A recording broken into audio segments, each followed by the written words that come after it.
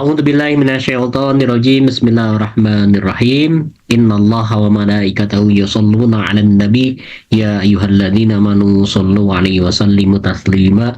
Allahumma shalli 'ala sayidina Muhammad wa ala ali sayidina Muhammad. Allahumma shalli 'ala sayidina Muhammad wa ala ali sayidina Muhammad. Wajil farajahum warzuqna fid dunya ziyaratahum wa fil akhirati syafaatahum. Assalamualaikum ya Rasulullah. Assalamualaikum wa ala ibadillahi sholihin. Assalamualaikum jami'an warahmatullahi wabarakatuh. Alhamdulillahirabbil alamin. Allahumma shalli ala sayidina Muhammad wa ala ali sayidina Muhammad. Bapak dan Ibu serta kawan-kawan yang menyimak, selamat bergabung, selamat jumpa kembali untuk sama-sama belajar ngaji kitab kita Mahajatul Bayda karya Faid Kasyani bersama guru kita Kiai Haji Dr. Khalid Al-Walid. Salam parmoneh itu bagaimana cara yang tepat dan taktis untuk meraih pendekatan empiris yang berjalan selaras dan simultan terkait akal dan syariah. Yang tepat dan taktis pola pendekatan empiris simultan terkait akal dan syariah. Ya, cara yang tepat dan taktis itu tentu belajar ilmu logika ya. Bahwa itu akan karena ilmu mantik itu alatun li siyanatul fikr anil khata'. Jadi dia adalah alat yang kemudian menjaga proses berpikir kita dari kekeliruan. Itu hal praktis yang bisa kita lakukan dalam proses berpikir ini ya, sehingga kita bisa kemudian melihat bahwa simultan ya antara akal dan syariat ini. Jadi kalau orang itu akan kalau menggunakan kemudian logika ya, ketentuan-ketentuan logis misalnya, dia akan melihat itu. Saya contoh ya, ada hal-hal yang musallamat. Hal-hal yang musallamat itu adalah kaidah-kaidah yang memang sudah diterima kebenarannya secara akliah yang tidak mungkin kemudian ditolak. Misal bahwa jika ada dualitas, maka pasti ada keterbatasan padanya. Al-Quran mengatakan law kana fi ilahatun la fasadatah. Kalau ada Tuhan yang lain, maka akan terjadi kekacauan, terjadi kerusakan. Dan itu mustahil. Bahwa akan terjadi keterbatasan. Tuhan itu zat yang tidak terbatas, sehingga mustahil ada dualitas padanya. Ini logika sederhana dalam akliyah musalamat. Kemudian, kaidah musalamat yang lain, bahwa dua hal yang bertentangan itu tidak mungkin bersatu. Istima'u nakidain au didain muhal. Bersatunya dua hal yang bertentangan itu mustahil.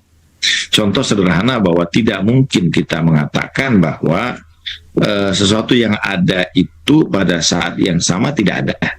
Itu mustahil. Dia ada atau dia tidak ada. Tapi realitasnya kita mengatakan bahwa ini ada, sehingga mustahil kemudian dia menjadi tidak ada. Ada banyak hal yang musalamat.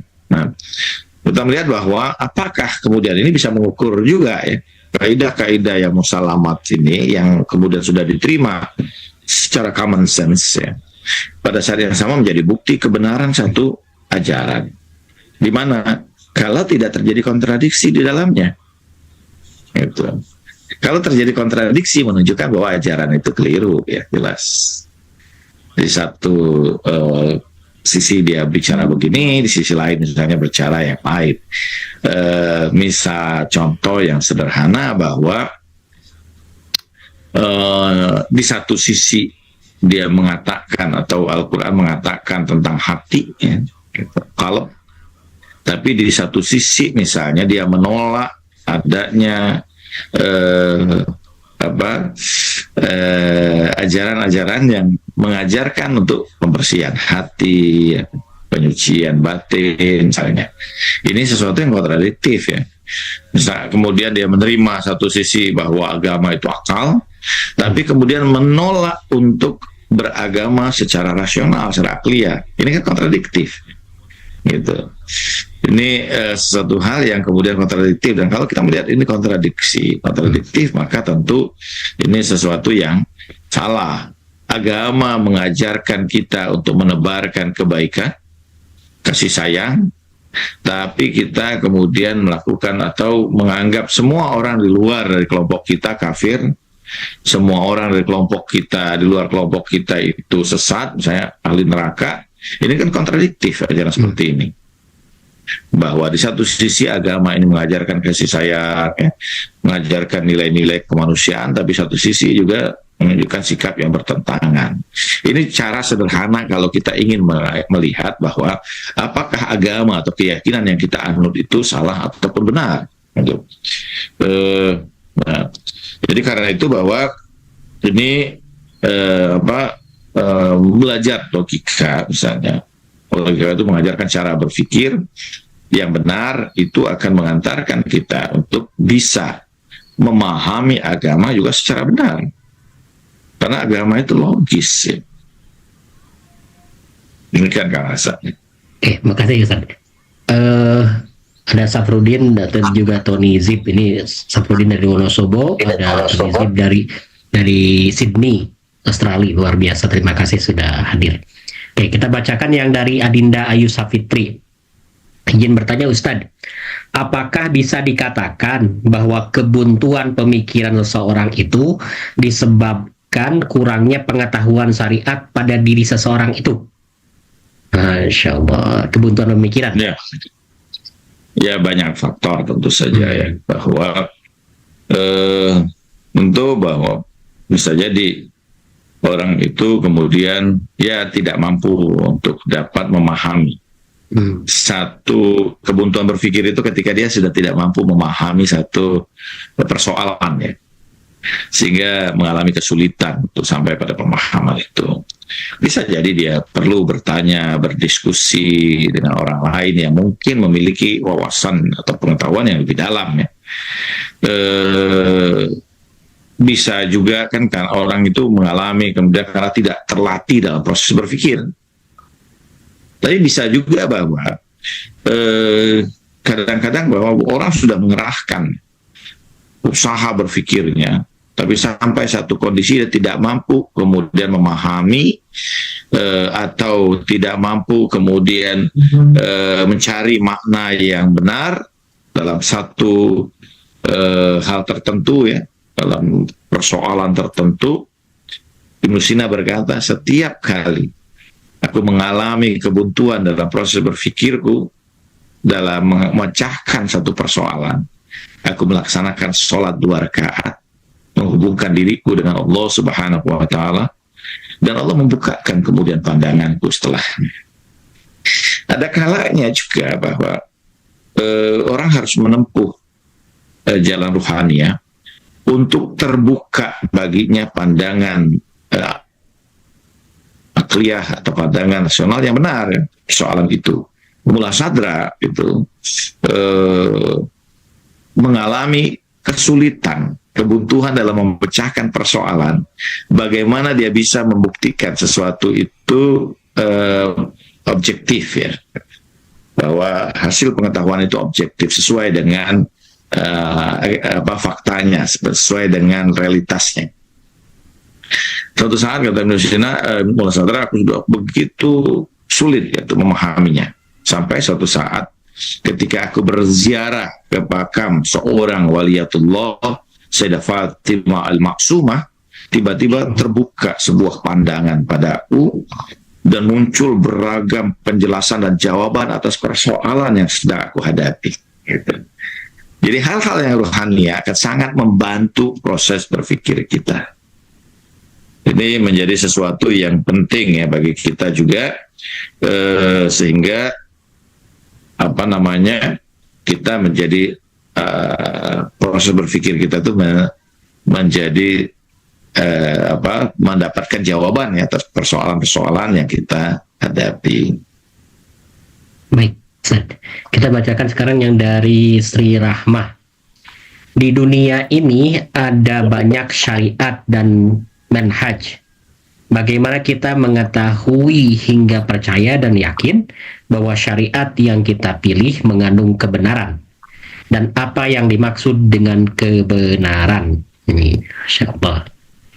Ya, dimaksud dengan kebenaran itu adalah sesuatu itu sesuai dengan realitas.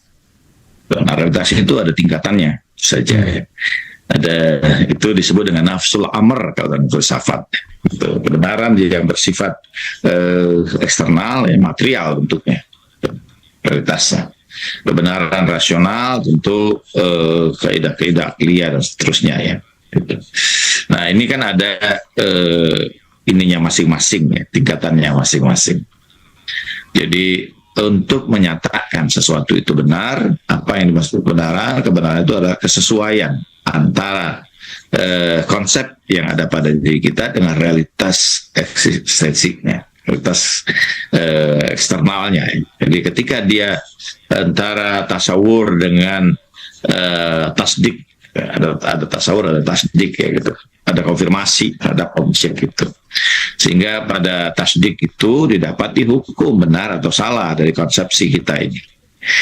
Nah ini yang dimaksud dengan kebenaran. Ketika kemudian tasawur kita itu, konsepsi kita itu tidak sesuai dengan fakta yang ada di luar, maka itu disebut sebagai sebuah kekeliruan. Tapi kalau dia sesuai, agama yang benar itu agama yang sesuai dengan hakikat eksistensialnya ya, gitu.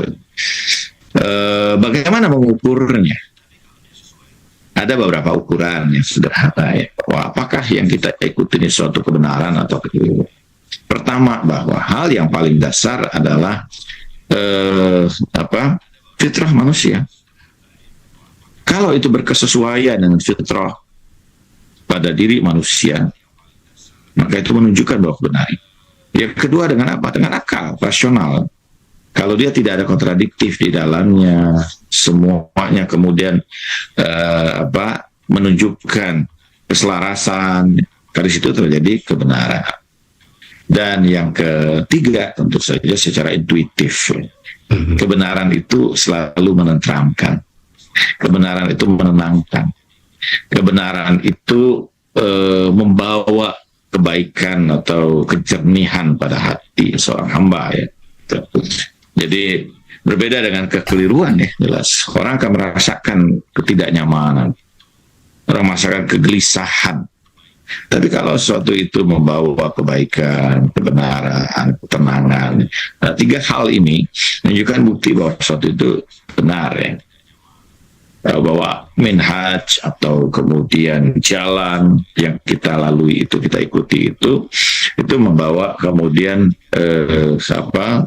sesuai dengan fitrah kita, sesuai juga dengan pembuktian rasional kita, sesuai juga dengan apa yang ada dalam hati kita. Berbeda, ajaran yang salah pasti itu tidak menenteramkan. Misalnya, ada ajaran-ajaran yang selalu mengajak permusuhan, menumbuhkan kebencian, merendahkan kemudian orang-orang yang berbeda. Ini tidak akan sesuai dengan fitrah kita. Ini tidak akan memberikan kenyamanan. Saya pernah bersahabat dengan seorang tokoh yang kemudian dia meninggalkan satu kelompok tertentu karena yang ada di kelompok itu hanya menebarkan kebencian, permusuhan, kecurigaan kepada orang lain, sehingga justru menimbulkan ketidaknyamanan dalam menjalankan itu. Nah ini sesuatu yang jelas ya, bertentangan dengan hal-hal yang sifatnya intuitif pada hati seseorang. Baik Ustaz, ini nyambung lagi terkait kan. Terima kasih Pak Abdullah Sahab yang sudah bergabung di sini. Saya ingat dengan ini Ustaz, karya dari filosof Ibnu Tufel itu, Hai bin Yakson gitu ya. Bagaimana seorang Hai itu dari kecil besar, kemudian di hutan, diasuh sama rusa sampai dia menemukan kebenaran ya. Kebenaran yang tertinggi, ultimate itu tidak bisa terbahasakan dan sebagainya. Lalu kemudian beliau bertemu dengan seorang yang uzlah ya, dari kota ke hutan itu, kalau nggak Salaman atau Amsal itu. Kemudian terjadi dialog dan menemukan satu kebenaran. Yang satu perspektif agama, satu perspektif akal gitu. Ternyata di sini kita mengetahui bahwa akal dan syariat dan agama itu memang tidak bertentangan, tapi satu kesatuan itu. Antum melihatnya seperti apa itu? Penjelasan itu. Ya, tadi seperti yang tadi sudah dijelaskan bahwa agama dan akal itu adalah dua realitas. Satu realitas yang memiliki dua sisi atau dua wajah. Jadi dari satu sisi dia kita sebut sebagai akal, di sisi lain kita sebut sebagai agama. Sumbernya sama, sehingga keduanya kemudian menyempurnakan.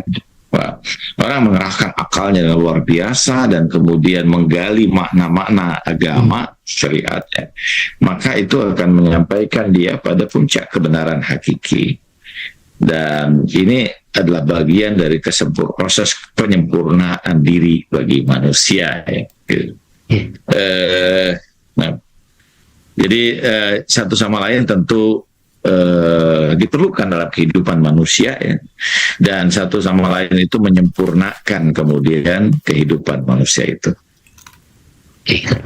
Kalau ini kan tadi kita lihat ada yang menggunakan akal juga ada proses ininya, tingkat-tingkatan sampai tadi juga capaian seorang yang berakal itu seperti para nabi gitu kan. Ada proses yang ditempuh untuk sampai pada itu. Termasuk juga yang syariat, juga pemahaman tentang syariat juga kan ada tingkatan-tingkatan sampai tadi disebutkan tentang makna satu ayat aja bisa berubah sampai begitu. Nah, lagi-lagi kan kalau syariat itu nanti apakah ditentukan kebenarannya itu oleh kebenaran Tuhan, dan melainkan karena kita kan berusaha untuk menggapai pemahaman Tuhan, atau misalkan kita tadi misalkan langsung saja pada kecocokan, masuk saja ke hati nurani dan sebagainya itu. Nah ini perlu dijelaskan ulang nih ya. Termasuk juga misalkan kenapa sih dalam kita berakidah, misalkan bertauhid dan sebagainya itu kita tidak boleh percaya pada itu ya, tadi kan harus studi kritis misalkan kayak gitu, tidak percaya gitu, padahal kita misalkan mana ulama yang sudah tersohor, doktor dan sebagainya, dan kita misalkan awam gitu, harusnya kan manut ya secara ilmiah itu kayak gitu. Nah itu gimana Ustaz? Ya, ya jelas bahwa dalam hal ini kita akal itu membimbing kita, Dia bahkan sebagian ini menunjukkan kan dari perkataan Imam Ali alaihissalam bahwa pada diri manusia itu ada nabinya, dan nabi itu akal. Jadi akal itu kedudukannya seperti nabi ya dalam diri manusia. Jadi dia yang mau mengarahkan manusia itu. Nah, apakah ini kemudian kita ukuran tanpa ya dengan pengerahan akal kita mendapati makna yang luar biasa. Karena itu bahwa makna-makna dari ayat-ayat itu kadang tidak cukup hanya dengan melihat makna zahirnya. Orang harus menggali, mengerahkan akalnya, baik secara bahasa, ya, dalam konteks sekarang misalnya secara hermeneutik, fenomenologis dan sebagainya, ya. Dia konteksnya antara teks dan konteks seperti apa dan bagaimana, ya, dengan lafaz, ya, itu dalam bahasa ininya. Nah, artinya bahwa pengerahan ini akan menyingkap kemudian makna dari setiap teks yang dibaca itu. Sehingga bukan hanya makna secara zahir, tapi justru mendapatkan makna yang lebih mendalam. Ada satu ini ya, saya agak terkaget juga misalnya ya. Selama ini tentu menjadi pikiran saya ya, terkait dengan satu ayat Al-Quran yang menjelaskan bahwa pada surah Al-Ahzab ayat 72 ketika Allah berfirman inna aradna al-amanah ala samawati wal ard wal jibal wa abaina ayyahmilnaha wa ashfaqna minha wa hamalaha al-insan innahu kana zaluman jahula. Allah mengatakan sungguhnya kami paparkan amanat itu, kami turunkan amanat itu atas langit dan bumi dan gunung-gunung, tapi mereka tidak sanggup untuk menanggungnya. Dan kemudian manusialah yang menanggungnya itu. Sesungguhnya manusia itu, nah ini yang menarik ya jelasannya. Innahu kana zaluman jahula. Sesungguhnya manusia itu zalim lagi jahul, bodoh. Ini menjadi satu bentuk kontradiktif kalau dipahami berdasarkan zahir ayat, bahwa langit, bumi, gunung-gunung tidak sanggup gitu menanggung amanat yang Allah turunkan ini. Dan kemudian manusia menanggung amanat itu. Tapi Allah mensifati dengan sifat yang dalam tanda kutip jelek ya, bahwa manusia itu zalim dan bodoh. Padahal ini manusia yang menerima amanat itu kok dianggap zalim dan bodoh. Itu pertanyaan tentu saja. Kalau dalam konteks zahir ayat, kita akan kesulitan. Tetapi ketika Mullah Sadra misalnya menjelaskan tentang ayat ini, dia menjelaskan dengan sangat menarik bahwa manusia mampu kemudian menanggung amanat itu yang tidak dapat ditanggung oleh makhluk manapun, karena pada diri manusia itu ada dua potensialitas.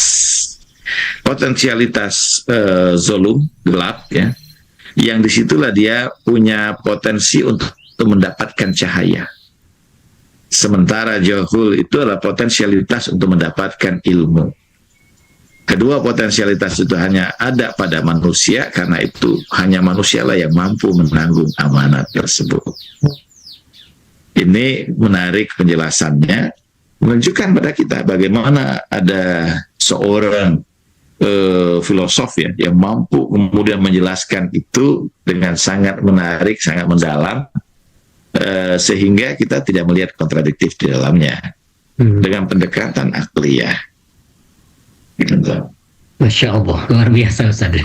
Saya baru tercerahkan juga dengan itu ya, dengan zalim dan ini ternyata ada sebagai potensi yang akan dicerahkan oleh ilahiyah gitu. Baik Ustaz, tampaknya kita sudah 24.5, barangkali ada closing statement sekaligus doa untuk kita semua. Ya, bahwa keyakinan yang benar harus ditopang oleh akal yang baik, akal yang digunakan untuk berpikir kritis, mendalam, untuk mendapatkan sebuah keyakinan yang seseorang tidak akan bisa kemudian mendapatkan keyakinan yang kokoh tanpa melalui proses berpikir.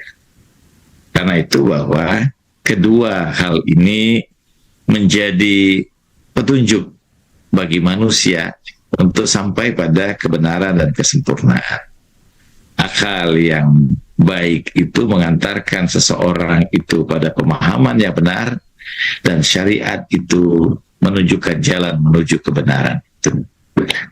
Marilah kita mudah-mudahan insyaallah ini, dan dalam kemudian ujung ini juga saya ingin mengatakan bahwa dalam proses bertasawuf ya, sebagaimana digambarkan Fadl Kashani, kedua hal ini menjadi sesuatu yang sangat penting, menjadi modal dasar bagi seseorang itu dalam perjalanan ruhaniyah.